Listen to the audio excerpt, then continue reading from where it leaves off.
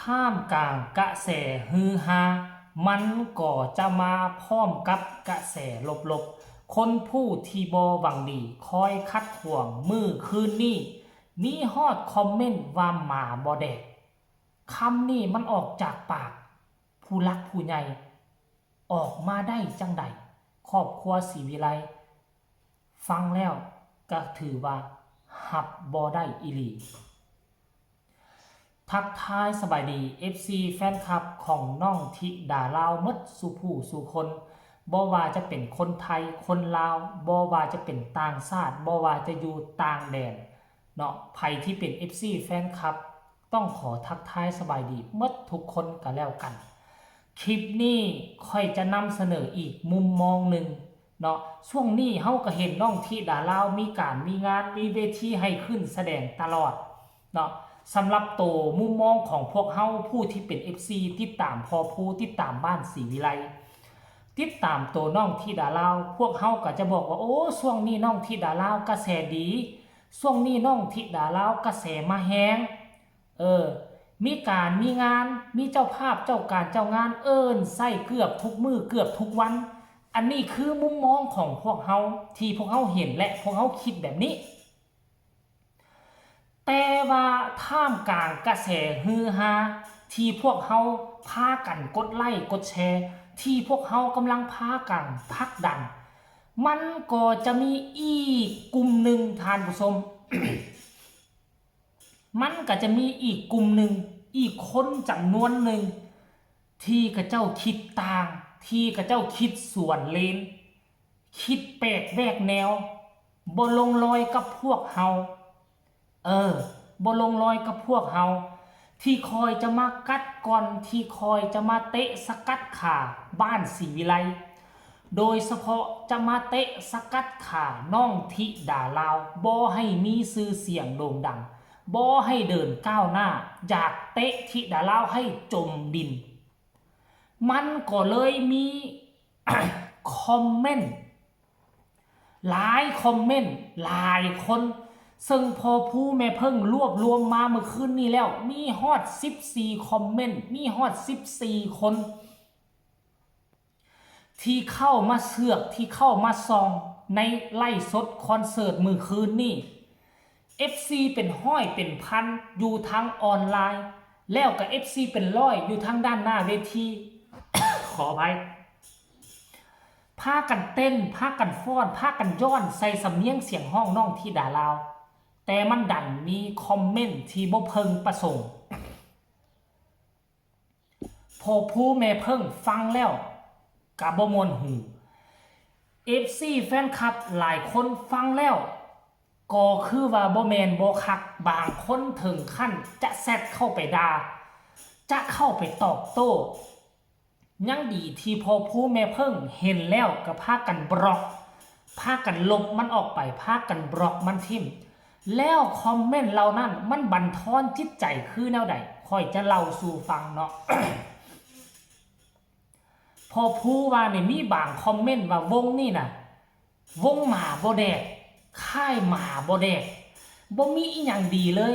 ป่านนั่นว่าดังป่านนั่นว่ามีกระแสเวทีใหญ่บ่ได้ขึ้นงานจ้างบ่มีได้ห้องเพลงอยู่แต่เวทีขี้ดินก็แม่นความจริงเขาเว้าถึกอยู่บางครั้งเฮาก็บ่มีเวทีซ้ำก็ห้องอยู่ตามพื้นดินพื้นหยังและตามวัดตามว่าที่เจ้าภาคเขาเจ้าเอิ้นเฮาให้ไปช่วยการช่วยงานบ่เป็นงานจ้างดอกก็มีบางครั้งบางคราวแต่ส่วนใหญ่แล้วก็จะมีเวทีอยู่วงหมอลำซิ่งให้ทั้งทีมงานศรีวิไลได้ขึ้นห้องคันสิว่าเป็นศิลปินอนาถามันก็ถูกเพราะว่าเฮาบ่ได้โด่งดังเปรี้ยงปังคือคนอื่นเขาเด้แต่ถามว่ามีกระแสมีบ่พอมีกระแสบ่มีกระแสพอมีกระแสทุกแพลตฟอร์มก็หลายคนเอาไปตีข่าวเอาไปพิมพ์ข่าวอยู่แต่คำเว้าที่เขาเว้านี่คือเฮาบ่มีดีจักหน่อยเลยบ่กระแสเฮาก็มีดีซ้ำนี่มีคนหูจักมักหน้าคุ้นตาขนาดนี้แล้วสิไปว่าหมาบ่แดกแนวนั้นแนวนี้มันเป็นการดูถูกกันเกินไปดูถูกโตน้องธิดาลาวดูถูกบ้านศรีวิไลดูถูกคนปุ๊กคนปั้นคือพอผู้เห็นแบบนั้นแล้ว FC แฟนคลับก็บ่สบายใจอยากตอบโต้เพิ่นแหละคันอยู่มอก็อยากต่อยปากเพิ่นแหละ แต่ยังใครว่าเขาพิมพ์คอมเมนต์มาซื่อๆอยากให้ทุกคนไปฟังจากปากพ่อผู้ศรีวิไลว่าเป็นจริงคือบ่าวเจเว้าแท้บ่ไปฟังพร้อมๆกันเลยเมื่อคืนนี่14คนครับ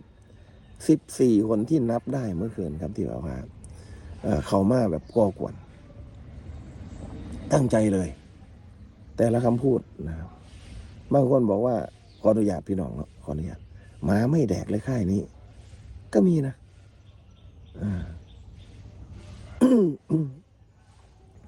มันมีหมดครับบางคนว่าโอ้ยป่านนั้นว่านักร้องดังจังได้ไม่ที่ใหญ่กับบริขึ้นแต่วิธีหน่อยร้องแต่น้ำขี้ดินนะครับมันก็มีหมดนะครับมันมีหมดแต่คำเหล่านี้เราไม่ได้เก็บมาเป็นประเด็นมาเป็นอะไรแต่ว่าคอมเมนต์ที่มาด่ามาเนาะที่เพิ่นด่าที่เพิ่นเบาให้แบบดูถูกดูแค้นเหยียดหยามในเชิงที่มันรุนแรงนะครับพระผู้ก็ไม่พึงกระสิพยายามลบออกนะครับเพิ่นที่บ่ถ้าข้อความใดที่มันพี่น้องอาจสิมองเห็นอยู่หรอกเนาะหลังจากจบคอนเสิร์ตมื้อคืนนี้ไปพอผู้ศรีวิไลก็ออกมาโพสต์เคลื่อนไหวออกมาเฮ็ดคลิปเคลื่อนไหวระบายความรู้สึกให้กับบรรดาแฟนๆได้รับได้ฮู้นำกันว่ามื้อคืนนี้มันเกิดอีหยังกันขึ้น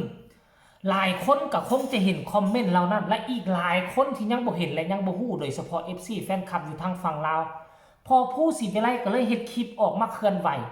ค่อยเห็นแล้วค่อยก็คิดว่ามันบ่ถูกต้องแล้วที่มีคนมาเฮ็ดแบบนี้ค่อยก็เลยนำมาเสนอเป็นคลิปเพื่อให้ FC แฟนคลับอยู่ทางฝั่งลาวได้รับได้ฮู้ว่ามื้อคืนนี้มีกลุ่มคนบ่ดีมาโจมตีมาใส่ร้ายป้ายสีมาดูหมิ่นดูถูกแนวนี้ให้ FC แฟนคลับได้รับได้ฮู้นำกันทั้งสองฝากฝั่งแม่น้ำคลองหลังจากพอผู้มาเคลื่อนไหว FC แฟนคลับก็เข้ามาแสดงความคิดเห็นต่างๆนานาคอมเมนต์นี่เพิ่นบอกว่าในช่องแดง YouTube มีสิ่งให้เข้าไปดูมากมายแต่ผมก็เลือกที่เข้ามาดูช่องทีมบ้านศรีวิไลด้วยใจครับอาจารย์เห็นหมออันนี้กำลังใจอย่างยิ่งเลยพวกเรา FC ทุกคนรักน้อง FC รับน้องครับ FC ทุกคนพร้อมจะปกป้องน้องครับเห็นบอกคอมเมนต์ที่ดี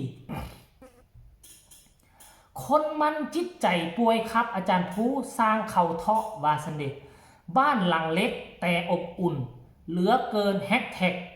ฮักแพงบ้านศรีวิไลเห็นบอกผู้ต่อมาก็บอกว่าเป็นกำลังใจให้บ้านศรีวิไลเป็นกำลังใจให้น้องที่ด่าล้าวครับอย่าไปสนใจอาจารย์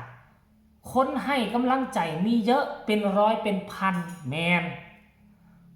คนกำลังจะมีชื่อเสียงมันจะมีคนอิจฉาถูกต้องแล้วไม่มีที่ไหนอบอุ่นเท่ากับบ้านศรีวิไลครับถึงจะไม่ยิ่งใหญ่เท่ากับบ้านอื่นๆแต่หัวใจใหญ่ไม่แพ้ใครครับเห็นบอกบาปมันแพ้บุญครับอาจารย์ภูอันนี้คือส่วนหนึ่งของ FC แฟนคลับคอมเมนต์เข้ามาแสดงความคิดความเห็นบอกว่าสร้างเขาจะสู้ไปสนใจเขาคนกำลังจะมีสื่อเสียงมันก็ย่อมจะมีขวากหนามมาขวางกั้นว่าสั้นเด็กสำหรับ FC แฟนคลับผู้ที่หาก็เห็นมีคำคิดคำเห็นแล้วใดฝากกดไลค์ฝากกดแชร์ฝากกดติดตามที่สำคัญอย่ากดข้ามโฆษณาพ่อกันใหม่ในคลิปหน้าลาทานผู้ชมไปก่อนสบายดี